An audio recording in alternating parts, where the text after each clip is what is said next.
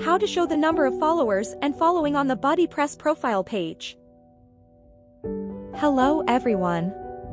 In this video, we are sharing with you how to show the number of followers and following on the BuddyPress profile page. By default, both WordPress and Youzify do not offer this feature. But you can have it with only a few simple steps. First, you need to install the Youzify plugin Lite version. This plugin is free. You can find the plugins by the search bar, then install and activate it. Second, you need to download BuddyPress Follow plugin. This plugin is free. You can download it from URL we put on the description of this video. After download the plugin, upload and install it into your WordPress site. And then activate it.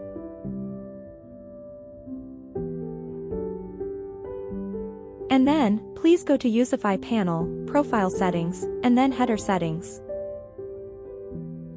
Scroll down until finding the Statistics box and enable them.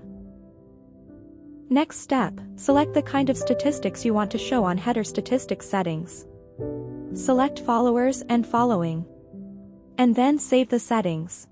Let's see the result. Now the number of followers and following is showing on the BuddyPress profile header. Thank you for watching. And see you in the next video.